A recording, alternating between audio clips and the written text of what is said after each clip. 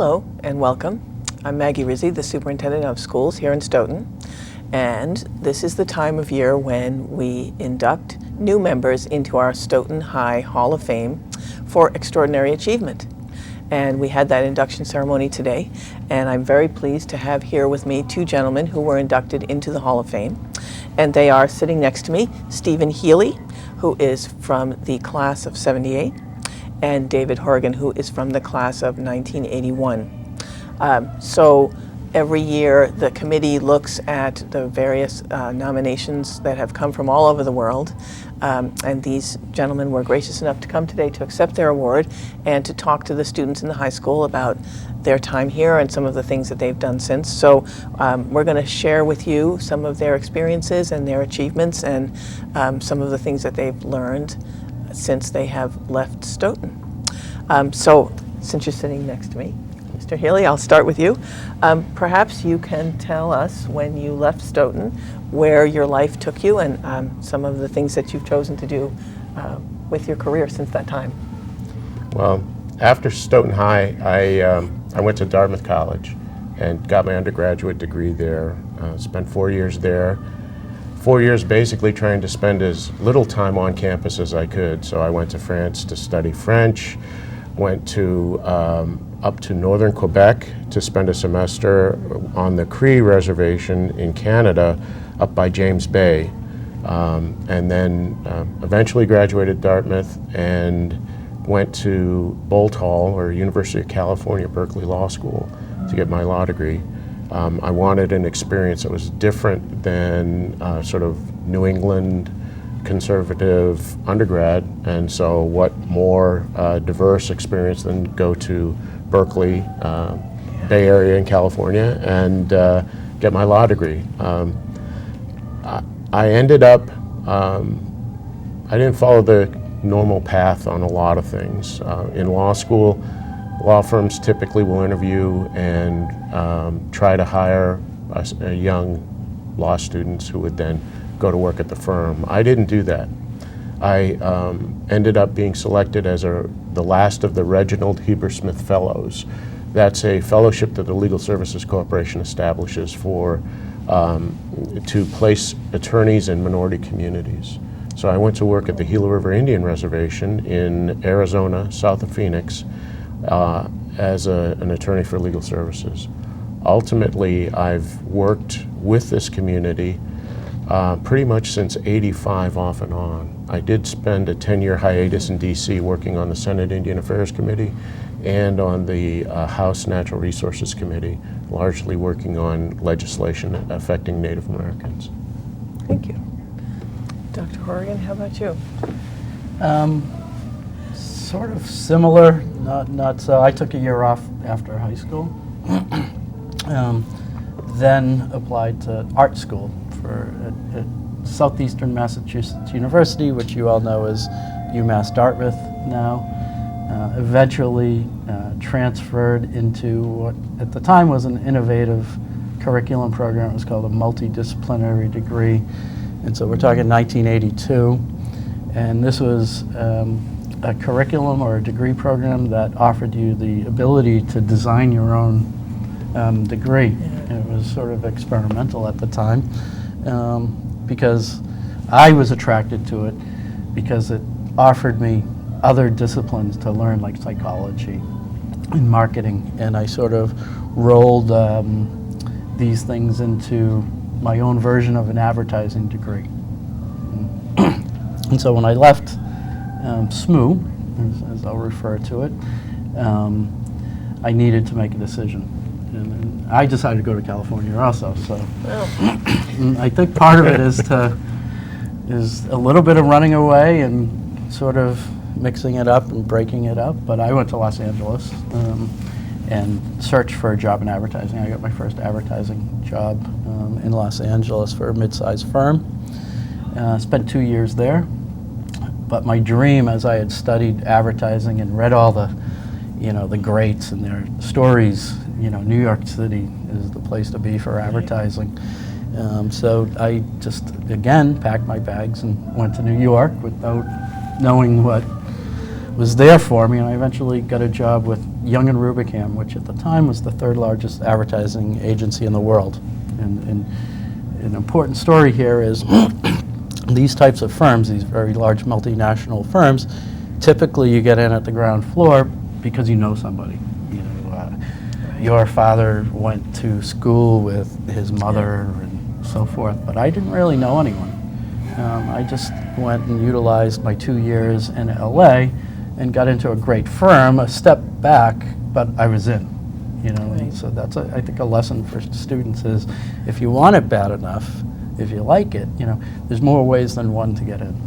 And so I did advertising in New York City for 4 years, 4 or 5 years. And then I was sort of homesick and wanted to come back to Boston and decided that advertising wasn't it for me. My mother was a piano teacher in Stoughton. Her brother was my Uncle Vinny was an art teacher in the Boston public school system, and I guess I had the education gene in me, and it came out late. So I went back to Boston and entered a Master's of Education program at Boston University. And then that led me to my first teaching job, believe it or not, at Boston College. Someone had dropped out 3 weeks before the semester started to teach advertising, and I just finished my master's degree, so I qualified. I happened to be in someone's office at the comms school at BU when they got a call seeing if they knew anyone. There you were. And I get my first teaching gig at Boston College. You know, so that started. That was a great experience. Then it motivated me to go into a PhD program down at UConn. So I got another master's at UConn, and then did the PhD program in education. So you don't necessarily know where your life is going to lead you.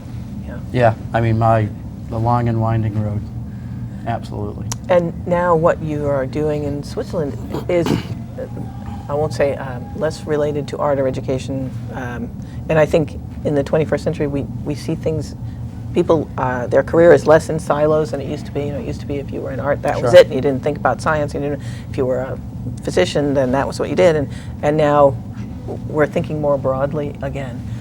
But what is the work that you're currently doing, which is somewhat different? Yeah, I just finished launching, as the Chief Communications Officer, launching a large big data, multi-country European project called the Human Brain Project. So what's happening in brain research today is it's sort of the next space frontier. It's the next brain frontier. It's one of the last big things we have to discover, and there's real reasons to do this, the medical reasons, as well as what computers and computer science is doing for the convenience of day-to-day life. So this is truly a multinational or multidiscipline approach towards understanding the brain. You have neuroscience, medicine, and computing areas of research coming together to solve the brain. And I'm their communications guy. I mean, I tied my experience in advertising and marketing communications to my love for education.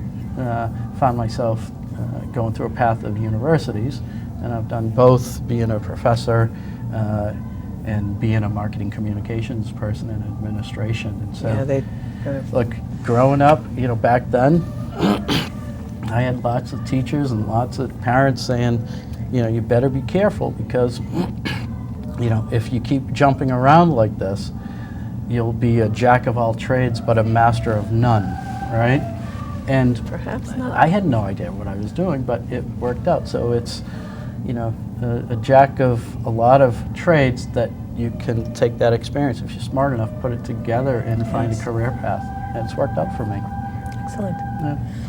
Mr. Heeley, you had not specifically said this, but I'm wondering if the work that you've been drawn to do related to Native Americans and working in the Indian Affairs Committee and so on, does this come from an interest you have or a passion related particularly to social justice or to getting services to people who may not in our society have access to them?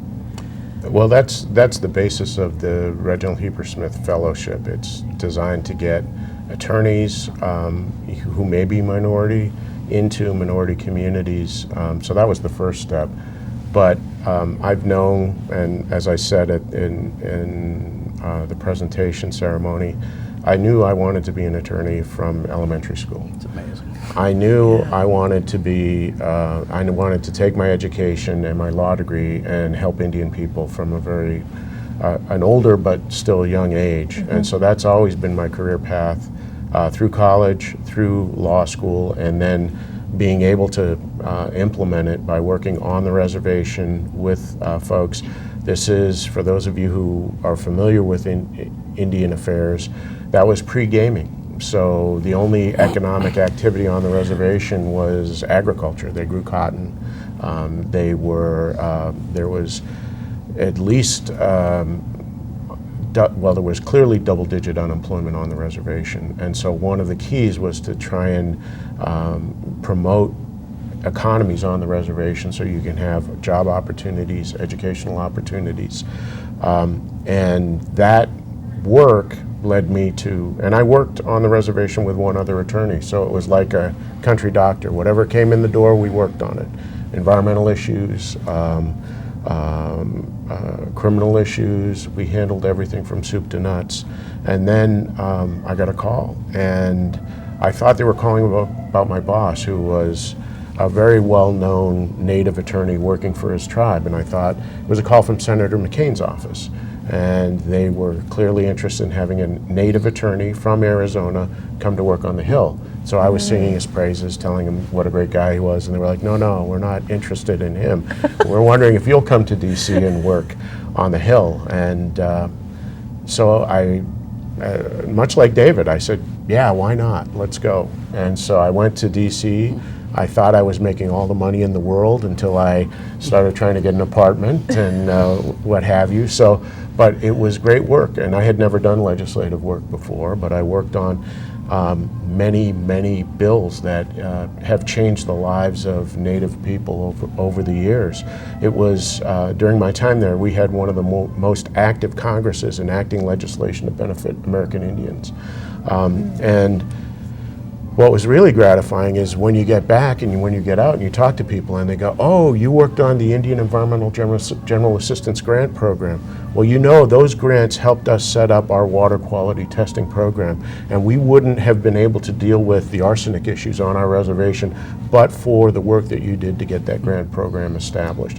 So, and that happened multiple times. And so it was really gratifying to run into people I didn't even know who had somehow been touched by the work that I did in DC. So this is it's probably a question you might answer differently 20 or 30 years from now, or you would have answered differently a few years back. But just at this particular time, I'm going to ask each of you to think about, of the things that you've done, what would stand out as the thing that you would be presently most proud of? Stephen. No. Most proud. It's hard to identify a single one. One that I see sort of the ripple effect of what's happening out there is when I first went on the Hill, we were working on legislation which is called the Native American Graves Protection and Repatriation Act. That piece of legislation changed the nature of property law. What it did was it dealt with issues of people considering items from Native American graves differently than you would consider items that were buried with your relatives. Oh. And that people would dig them up, and there would be a market for them, selling them, and of course that was an outrage to Native Americans across the country and many others. And when couched in those terms, we found the Congress and senators were all sympathetic to that. We passed that legislation. The legislation required museums across the country to return items that either were what was called cultural patrimony, items of such significance to the tribe that no individual could own them. So kachinas, wampum belts. For example, in our country, if somebody took the Declaration of Independence and sold it to somebody else, the person who purchased it couldn't acquire title to that because Right. they It's didn't not own saleable. it. Right. And that was the concept that was incorporated into the legislation. We had to make sure, because we knew it would be litigated, we had to make sure that the legislation was solid and on sound legal footing, and we had to draft the report in a way that would provide guidance to the courts when the cases came up, that they could defend the legislation and protect it from being challenged due to constitutional grounds. So. Cool. Of the things that you've done so far, David, what would you say you're the most proud of? Making it out of high school. No. Some things have to happen before anything else does. Well, that's where it starts, right? Yeah. So I'll go with a recent one with the Human Brain Project. So as a communications person for a science project that's about telling stories and dissemination, and you have lots of target audiences. For example, in the sciences, there's not a great representation of females and girls and women in it. So, and with this brain research, this is not, we're not going to understand the brain completely in our lifetime. So it's a generational issue. This will be going on long after we're gone. So the next generation of scientists need to get involved in the research disciplines that we're moving, the direction we're moving in with this integrated approach. So how do you sort of, on a very relatively small budget, tell all these stories, inspire people to go into these sciences, inform the public what you're doing and the ethical issues with this type of research, because you start getting into artificial intelligence and what's going to happen when computers get stronger, and there will be robots built and based on brain-inspired technologies. So typically in science, you go to conferences and you present your paper and you have a trade booth and you do these things, but you reach a very small amount of people. And the original €1 billion grant for the Human Brain Project, there's a paragraph about science museums. No funding. Right. And so that gave my boss, Henry Markram, an idea that this maybe science museum as a distribution of our research is a good idea. So it was up to me to sort of bring this alive. Right? Yeah. So the first step I did was wrote a letter to, first thing I did was we have a partner in Israel, in Jerusalem, the Bloomfield Science Museum. So I went there, met with Maya, the director, and we came up with a sort of 3-step plan of, how do we put this together, how do we fund it, how do we make it work. And the first step was to identify a manageable group of people, say 8 to 12, representatives of executives of science centers and museums from around the world. So I wrote a letter in my job to all these people. 100% responded yes. Wow. To sit on a strategic advisory panel for the Human Brain Project and science centers. And so I went and visited them, and we have 3 in the U.S., so Exploratorium in San Francisco, the American Museum of Natural History in New York. Love that one. In Miami, the Frost Science Museum, which is just finishing a $350 million science museum in Miami. It's beautiful. Plus all through Europe and Asia, Singapore. So we got this panel together, we put a plan to have meetings and come up with ideas as strategic advisors. And so the second step was, after we get them together, the workshop, the strategic direction, now where are we going to get the money for this, right, is the next step. And so we're applying for a grant, right? That's what you do. So we just applied for a $3.5 million grant from the European Commission about disseminating brain science through science centers, science cafes, and where people actually go. Where people There actually aren't go. researchers. So look at, and we were discussing this earlier, content is king these days. You're on your phones, you get content, there's so much space out there that needs content. Well, science centers, they've invested a lot of money on digital infrastructure in their science centers, but they don't have enough content to keep it running, right? People are looking at their computers and their phones more than actually walking into a science museum. So how do you get the people back into your neighborhood museum? So what we wanted to do to develop content for brain research, and our project branded, but yet other national projects around the world, to keep people informed about the evolution of brain research. So instead of having a visiting exhibition that goes around, you could have a permanent exhibition, scalable based on the size and space of your institution, and we can refresh content as the research goes. So win-win. Yeah. We get to tell the story, we get to reach a lot of people. Science centers have yet another vehicle to bring people in, and repeat business membership because the content changes. Changes.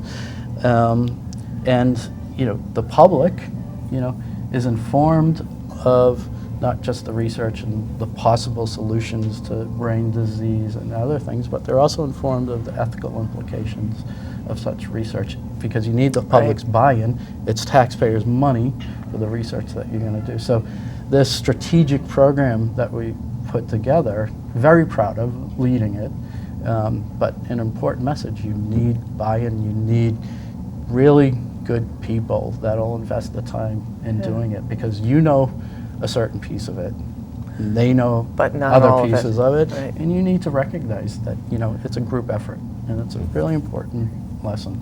So we're hoping that the grant will come through, and if it doesn't, we'll find other ways. And the last piece of this is corporate sponsorship. So you show that you put a world-class advisory panel together, you go for a significant grant, and now you can start approaching corporations who might want to be associated with that, and so that $3.5 million will increase over time. Cool. Very cool. Excellent. Yeah. Part of the ceremony today, a large part of it was essentially designed, and always is, for the students at Stoughton High School. So I'm wondering if you would each like to think of, based on your experience and the things that you've learned and so on, one thing you might want to leave our students with to think about as they launch their careers and begin to have their impact on the world. Stephen? Okay. No pressure. That's been the way it's been going today. Yeah. Let's see. Well,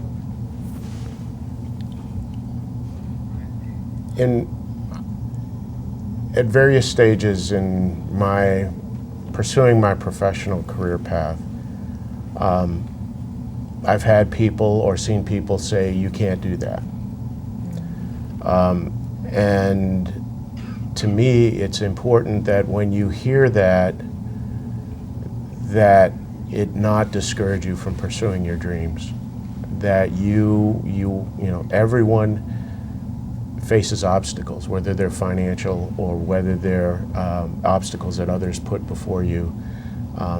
And it's important, or obstacles you create yourself. And it's important to recognize that and not let those obstacles prevent you from realizing your dreams. And there are people out there that will help you, and there are people out there that will support you in your decisions in what you choose to do. And it's important to stay focused on that dream, not let things take you off that path. And it's important that what you choose to do is something that you're passionate about. And as I've said to David and others, I'm kind of the unusual case in that I knew what I was going to do at a very, very early age, and maybe that was my mom whispering in my ear that you're going to be an attorney, you're going to be an attorney, you're going to be an attorney. And that's how it turned out, and I wasn't going to let anyone dissuade me from that path. But others, it's important that as part of your educational process, you find what makes you tick. What are you passionate about? What do you want to do? Because life is too short. You have to do something that you enjoy. Otherwise, you're going to be miserable. And I've seen people do that. They've made decisions that, and then they just grind away. and your life shouldn't be a grind. It should be something that you enjoy and you're passionate about. That may have been more than one. That's great. It's tough to do just one. Life will kick you in the butt. It's difficult. I use proper language. That's good. Fine. We have editing software. Oh, great, perfect. This isn't live? Okay, so look up, take deep breaths, don't be afraid of failure. So today, and it's not just kids, it's parents too, it's everyone. You got your face looking down into your phones all the time. How are you going to be able to look up and see your surroundings and what's going on? How are you going to be aware of the possibilities and the opportunities that are right in front of you if your face is in your phone? So look up, take deep breaths, pause, reflect. We don't do that enough because it's such a fast-paced world, and technology is making it faster, and we have to compete. And look, I'm old enough not to care about Facebook, and I don't care what type of cereal you bought, and if that's how you're using your time, well, good luck. But reflect on the things that you're doing. So look up, be aware, take deep breaths, reflect, and don't be afraid of failure. If you're scared of failure, you're never going to take chances. You're never going to experience the possibilities out there. LA, New York, Europe, Asia, there's so much stuff out there that you can learn from and find the positive influences.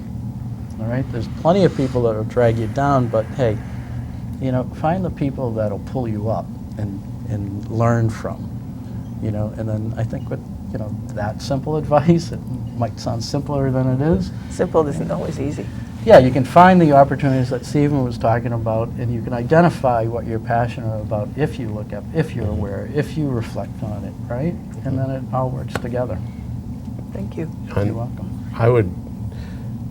When you think about reflection, a lot of people that are driven, are all about the climb, but they never enjoy the view when they get there. And actually, this is advice I give my wife all the time, because she's always about, well, I need to get to that next step. I need to continue. And I'm like, but look at where you've been. Look at what you've done, what you've accomplished. And as you get older, there's more of the road behind you that it's important to appreciate. As you finish up at Stoughton High, think about your experiences here, what you were able to do. I mean, just being back today, I remember a lot of what went on. Some good, some bad, but it was a really special time, and it's a really special place. And I think anyone who's lucky enough to go here, you're getting one of the best public educations available in the country, and it should set you up to do amazing things. I just think to add, I really am not looking for the last word, but some just practical advice is when you're thinking about your next stage, and I think it's coming out of high school, that's coming out of undergrad for a job or for grad school. Two things. You have two things. One, where you live and what you do, right? And so what you study, right? And you have to have one of them to be happy. If you get both of them, you're really lucky. If you don't get either, it's difficult, right? If you love where you live, but you don't necessarily like what you're doing, at least you're living in the place you want to live. If you love what you're doing, but it's not the best place to live, at least you're building your career. And if you get both of them, hey, good for you. Thank you. You're welcome.